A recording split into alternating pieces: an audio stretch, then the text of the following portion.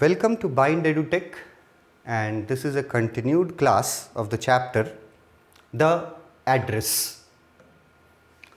Previous video में हम लोगों ने देखा था कि मार्गामिनको का पहला विजिट जो कि यूजलेस चला जाता है, यूजलेस के लिए वर्ड यूज़ किया था वेन, VAIN। पहला विजिट यूजलेस हो जाता है क्योंकि मिसेस डॉर्लिंग उसको मिलने से इनकार कर देती है, मिसेस डॉर्लिंग उसको पहचानने से इनकार कर देती है, मिसेस डॉर्लिंग उसको अंदर नहीं आने देती, बात करने से भी इनकार कर देती है। जब मिसेस डॉर्लिंग को मार्गामिनको ट्रेन से कहीं जाते हुए देखती है रेलवे स्टेशन पे, तब मार्गामिनको को मन करता है कि एक बार और चल करके और ट्राई करते हैं, मिसेस डॉर्लिंग के एब्सेंस में शायद मेरा जो पर्पस है वो पूरा हो जाए। तो दोबारा जाती है। इस बार दरवाज़ा कौन खोलता है? मिसेस डॉर्लिंग की 15 साल की बेटी, और वो मार्गामिनको को अंदर ले जाती है। मार्गामिनको उससे बोलती है कि मैं तुम्हारी माँ से मिलना चाहती हूँ। मिसेस डॉर्लिंग की बेटी बताती है कि मम्मी घर पे नहीं है, वो जल्दी ही वापस आएगी। मिसेस मार्गामिनको बोलती है कि ठीक है, मैं वेट करूँगी उनके आने का, और इस तरह से वो अंदर जाने में सक्सेसफुल होती है घर के।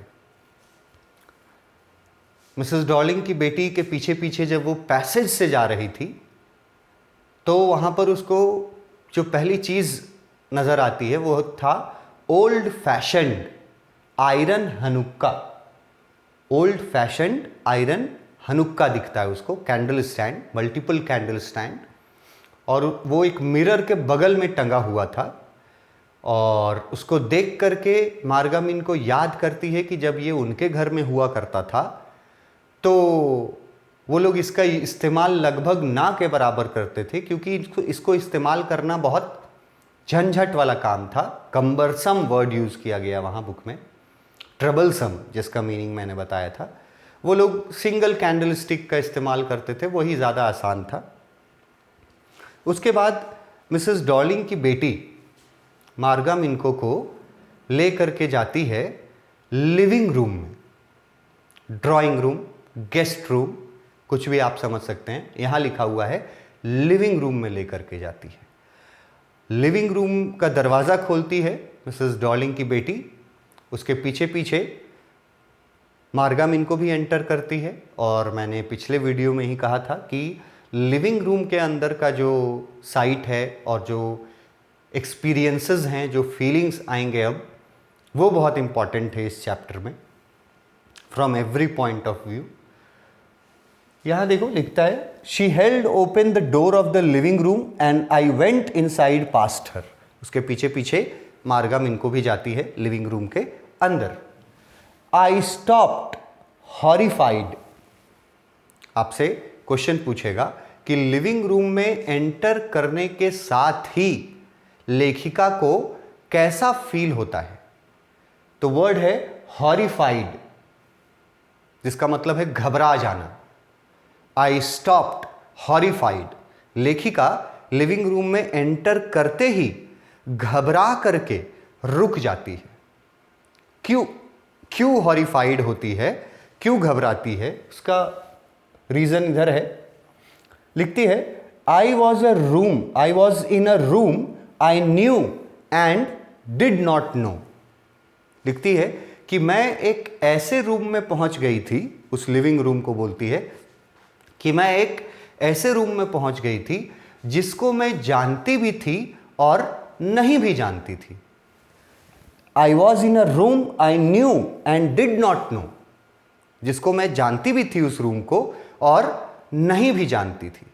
नहीं कैसे जानती थी? क्योंकि वो रूम मिसेस डॉर्लिंग के घर का था और वो फर्स्ट टाइम उस घर में आ रही थी, तो वो रूम उसके लिए अनजान था। मगर जाना पहचाना क्यों लग रहा था वो रूम?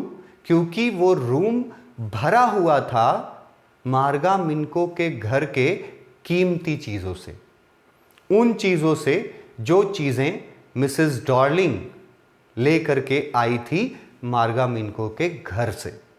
जब मार्गामिनको की मदर जीवित थी, जब युद्ध चल रहा था, उस समय जो सारी कीमती चीज़ें मिसेस डॉर्लिंग लेकर के आई थी, वो सारी कीमती चीज़ें उसी रूम में रखी हुई थी, लिविंग रूम में रखी हुई थी। इसीलिए वो लिखती हैं कि मैं एक ऐसे रूम में थी जिसको मैं जानती भी थी और नहीं भी जानती थी। I found myself in the midst of things I did want to see again.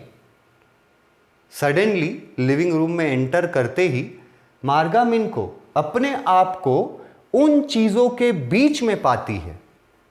Midst मतलब मिडिल, उन चीजों के बीच में अपने आप को पाती है।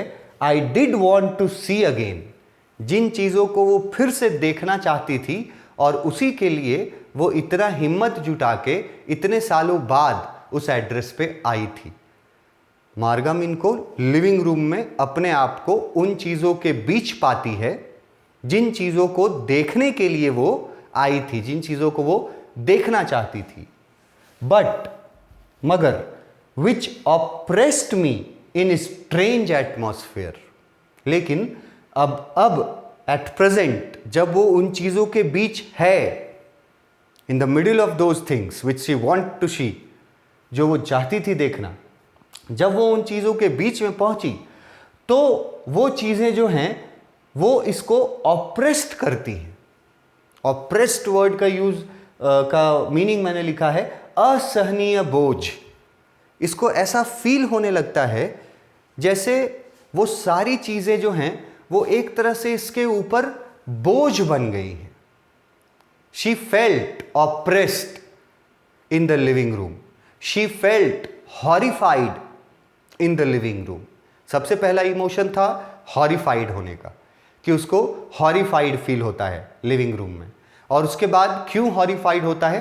क्योंकि वो उन चीज़ों के बीच में खड़ा थी जिन चीज़ों को वो देखना चाहती थी, मगर वो चीज़ें जिस जगह पे और जिस कंडीशन में थी, वो जगह और वो कंडीशन के वजह से वो चीज़ें अब इसके लिए एक बोझ जैसा फील होने लगती हैं और इसको असहनीय लगने लगता है, अनबियरेबल फील होने लगता है उन चीज़ों के बीच अपने आप को पा करके इन अ स्ट्रेंज एटमॉस्फेयर। क्योंकि वहाँ का जो उस रूम का जो एटमॉस्फेयर था वो काफ़ी स्ट्रेंज था, वो काफ़ी अलग था। जब यही चीज़ें उनके घर में रहती थी, मार्गा मिनको के घर में रहती थी, तो एक जाना पहचाना एटमॉस्फेयर था वहाँ। हर चीज़ सलीके से सही जगह पे, अपने सही जगह पे रखी हुई रहती थी। लेकिन यहाँ मिसेस डॉर्लिंग के लिविंग रूम में ये सारी चीज़ें एक स्ट्रेंज एटमॉस्फेयर में हैं और बहुत बुरे कंडीशन में हैं।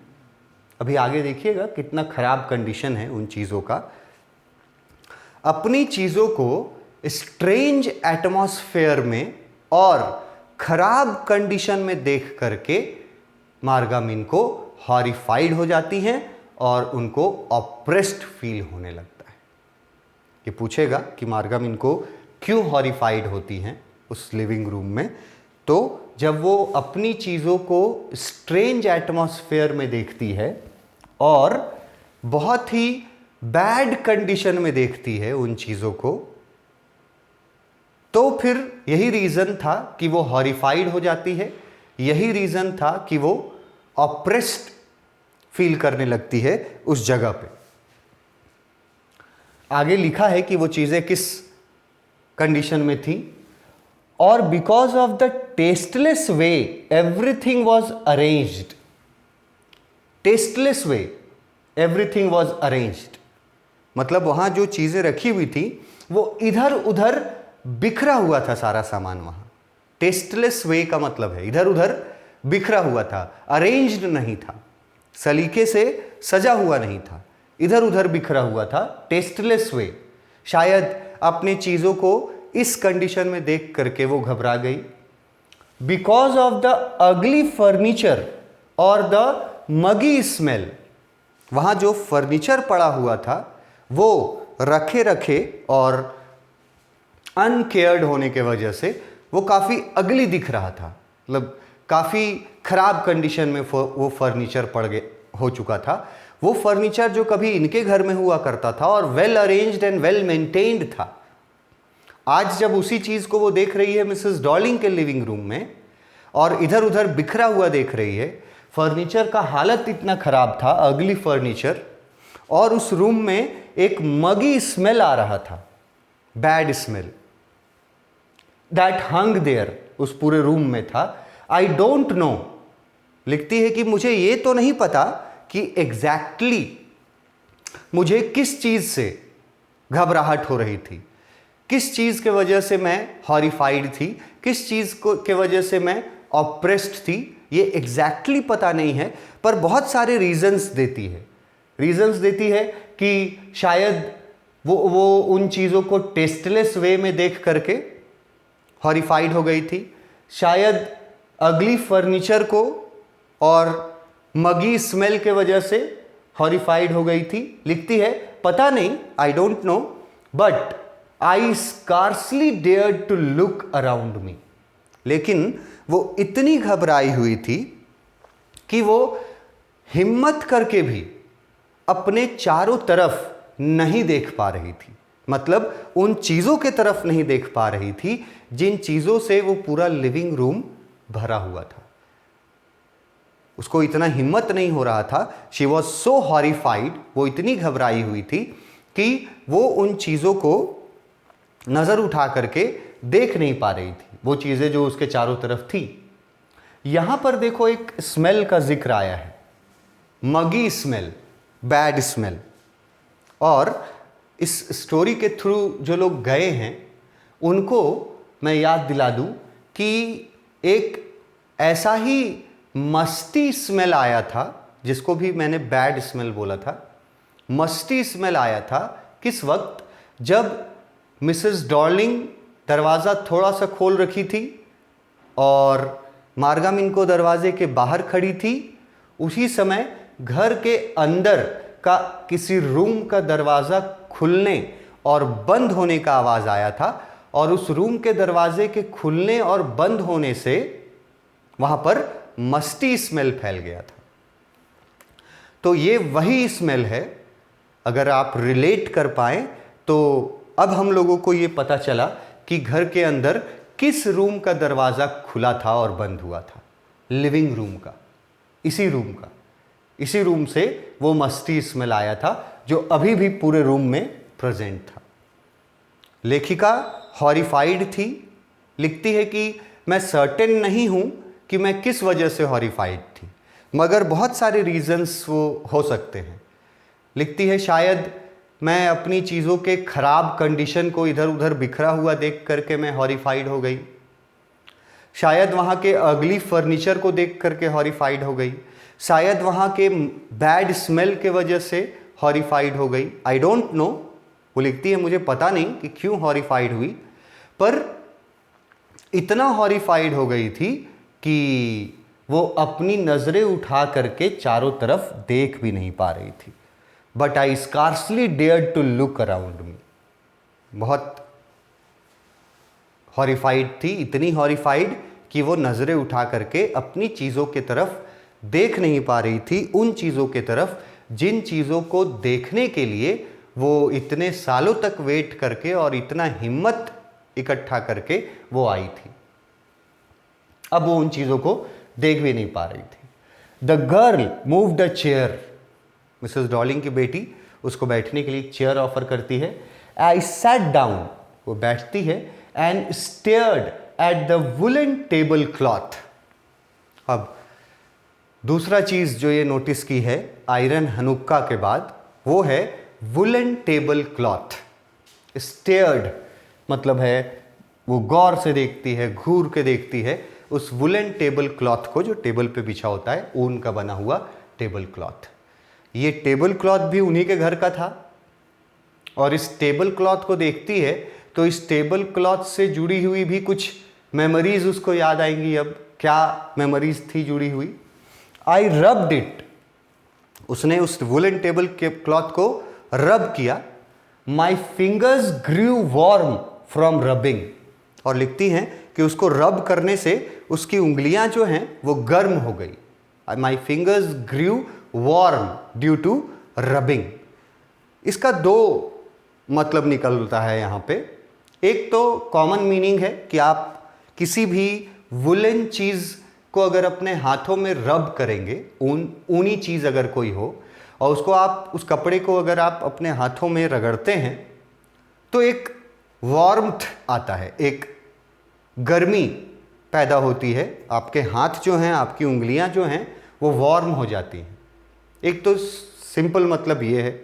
दूसरा इसका इन डेप्थ मीनिंग ये भी है, उंगलियों के गर्म होने का मतलब है कि उसको पुरानी बातें याद आ रही थी, पुरानी बातें ताज़ा हो रही थी। टेबल क्लॉथ को वो रब करती है, रब करने से उसकी उंगलियां जो वो है गर्म हो जाती हैं।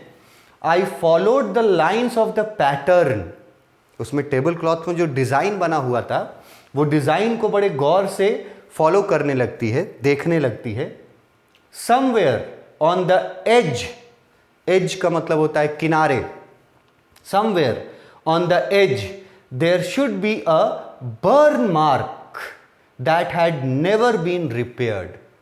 वो table cloth, woollen table cloth को देख करके, उसको डिज़ाइन को वो देखती है गौर से, उसको रब करके देखती है और उसको याद आता है कि इस टेबल क्लॉथ के किसी कोने में, किसी किनारे पर, एज पर एक बर्न मार्क है।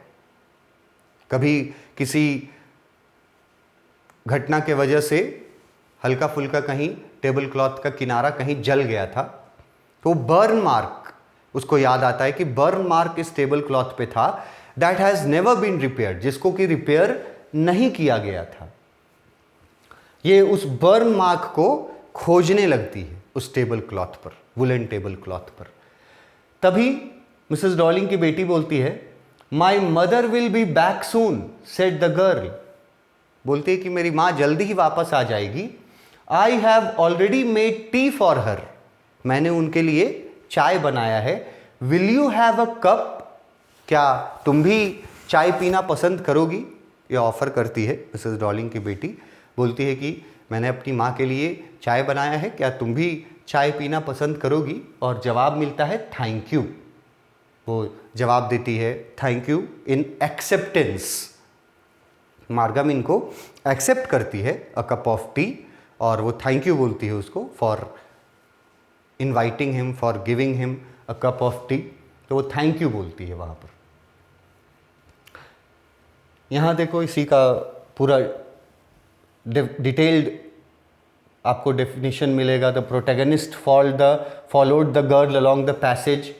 उस वहाँ पे एक हनुक्का कैंडल होल्डर था मिरर के बगल में। वो याद करती है कि वो इनको बहुत कम यूज़ करते थे, एज इट वॉज अनमैनेजेबल, मतलब बहुत भारी भरकम था। ट्रबलसम, कम्बरसम वर्ड जो था उसको यहाँ रिप्लेस किए हैं अनमैनेजेबल वर्ड से। उसके बाद वो लड़की उसको बैठने के लिए बोलती है, लिविंग रूम में ले जाती है, और जैसे ही वो लिविंग रूम में जाती है, she was disturbed, horrified word जो यूज़ किया गया था। She was standing in a room which she knew and she did not. वो एक ऐसे कमरे में खड़ी थी जिसको वो जानती भी थी और नहीं भी जानती थी। ये सेंटेंस भी इम्पॉर्टेंट है। जानती इसलिए थी क्योंकि पूरा कमरा उसके चीज़ों से भरा हुआ था, और नहीं इसलिए जानती थी क्योंकि वो कमरा उसके घर का नहीं था, मिसेस डॉर्लिंग के घर का लिविंग रूम था। वो उन चीज़ों के बीच में खड़ी थी, अपने आप को खड़ी पाती है जिन चीज़ों को वो देखना चाहती थी, जिन चीज़ों को देखने के लिए वो इतनी दूर से आई थी। लेकिन अब जब वो उन चीज़ों के बीच में खड़ी है तो वो चीज़ें उसके लिए एक बर्डन की तरह हैं, एक बोझ की तरह है। टेक्स्ट बुक में भी आया था असहनीय, बोझ की तरह लगने लगता है। ऑप्रेस्ड वर्ड यूज़ किया है वहाँ, कि वो चीज़ें उसको ऑप्रेस्ड करने लगती हैं। और उसके हॉरिफाइड होने का, मार्गम इनको के हॉरिफाइड होने का और ऑप्रेस्ड होने का रीजंस क्या था, वो मार्गम इनको क्लैरिफाई नहीं है खुद कि क्या रीज़न था, मगर वो कुछ 2-3 रीजंस बताती हैं।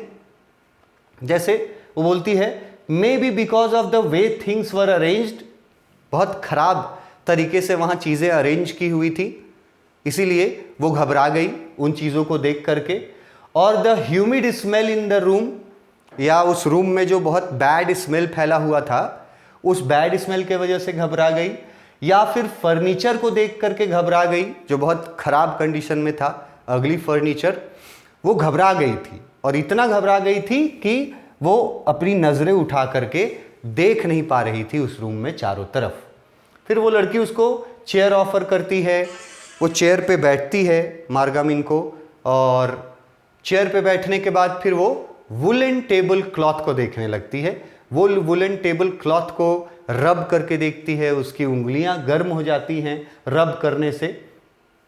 फिर वो उसके पैटर्न को, मतलब उसके डिज़ाइन को फॉलो करती है, और उसको याद आता है कि इस वुलन टेबल क्लॉथ के एज पर, किनारे पर कहीं एक बर्न मार्क था जो रिपेयर नहीं किया गया था। तो वो बर्न मार्क ढूंढने लगती है उस वुलन टेबल क्लॉथ के एजेस पर। तभी वो लड़की, मिसेस डॉलिंग की बेटी, उसको चाय ऑफर करती है, बोलती है कि मेरी माँ बहुत जल्द वापस आ जाएगी तो मैंने उनके लिए चाय बनाया है, क्या तुम भी चाय पीना पसंद करोगी? और मार्गामिन को एक्सेप्ट करती है टी और थैंक यू बोलती है उसको। इसके आगे देखो, I looked up, the girl put cups ready on the tea table. उस मार्गामिन को मिसेस डॉर्लिंग की बेटी को चाय बनाते हुए देखती है। आई लुक्ड अप, वो लड़की जो थी वो कप्स रेडी करती है टी टेबल पे। She had a broad back just like her mother. और इसकी मदर के बारे में भी एक बार इसी चैप्टर में, जब मदर को, मतलब मिसेस डॉर्लिंग को जब फर्स्ट टाइम देखती है मार्गामिन को अपने घर में, वो सीढ़ी से नीचे उतरते रहती है, इसकी माँ मिसेस डॉर्लिंग को छोड़ने के लिए गेट तक जाते रहती है, तो पीछे से वो देखती है उनको। तो मिसेस डॉर्लिंग के बारे में भी उसने ये सेंटेंस यूज़ किया था, that a lady with a broad back, चौड़े कंधे थे मिसेस डॉर्लिंग के। और यहाँ पर उसकी बेटी के बारे में बोल रही है, she had a broad back, चौड़े कंधे थे उसकी बेटी के, just like her mother, Mrs Darling के जैसे। She poured tea from a white pot, वो जो चाय रेडी कर रही थी कप में टी टेबल पे, तो उसके लिए जो वो टी पॉट्स यूज कर रही थी, जो कप्स यूज कर रही थी, वो टी पॉट, कप्स, वो सारी चीजें मार्गामिनको की थी। मतलब मार्गामिनको के घर में वो चीजें थी, और ये चीजें भी मिसेस डॉर्लिंग उठा करके लाई थी इसके घर से। तो वो जो टी पॉट देखती है, वाइट पॉट यहां लिखा हुआ है, वाइट टी पॉट, चाय का जो केतली होता है वाइट कलर का था, और वाइट टी पॉट को देख करके फिर से मार्गामिनको को उस टी पॉट के बारे में भी कुछ मेमोरीज याद आता है। क्या लिखती है? All it had was a golden border on the lid I remembered. उसको याद आता है कि ये जो टी पॉट था, इसका जो ढक्कन है, लिड वर्ड यूज किया है यहां, ढक्कन पर गोल्डन कलर का डिजाइन किया हुआ था, गोल्डन बॉर्डर लिखा हुआ है, मतलब गोल्डन कलर का डिजाइन किया हुआ था on the lid of the white teapot. White teapot था, और उससे उसी टी पॉट को यूज कर रही थी मिसेस डॉर्लिंग की बेटी, चाय पोर कर रही थी कप्स में।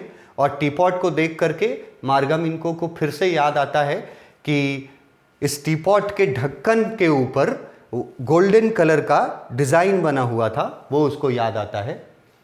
मिसेस डॉर्लिंग की बेटी एक बॉक्स निकालती है। She opened a box and took some spoons out. Mrs Darling की बेटी एक छोटा सा बॉक्स निकालती है और उससे कुछ चम्मच बाहर निकालती है। बॉक्स निकालती है, बॉक्स से कुछ स्पून्स वो बाहर निकालती है मिसेस डॉर्लिंग की बेटी। That's a nice box, I heard my own voice. वो बॉक्स को देख करके मार्गामिनको के मुंह से निकल जाता है, that is a nice box, कि ये बहुत अच्छा बॉक्स है, बहुत सुंदर है, बहुत काम का बॉक्स है। I heard my own voice, it was a strange voice as though each sound was different in this room. उसको, मार्गामिनको को अपना खुद का आवाज़ जो है वो काफ़ी स्ट्रेंज लगता है। वो स्ट्रेंज वॉइस इसलिए लगता है क्योंकि उसका माइंडसेट वहाँ पे काफ़ी वो हॉरिफाइड थी, काफ़ी वो डरी हुई थी। तो उसका माइंडसेट ऐसा था कि उसको अपनी आवाज़ भी स्ट्रेंज वॉइस जैसी लगने लगती है, और लिखती है कि इस रूम में जो भी साउंड थे वो सारे उसको स्ट्रेंज साउंड लग रहे थे। ये उसके माइंडसेट को दर्शाता है कि कितनी वो विचलित थी अपने दिमाग से, उसके दिमाग में कितनी चीज़ें घूम रही थी। वो टेबल क्लॉथ देखती है तो कुछ याद आता है, टीपॉट देखती है तो कुछ याद आता है, और इन सारी यादों के बीच में उसको खुद की आवाज़ जो है वो स्ट्रेंज वॉइस लग रहा था। इसके आगे हम लोग नेक्स्ट वीडियो में देखते हैं। Thank you.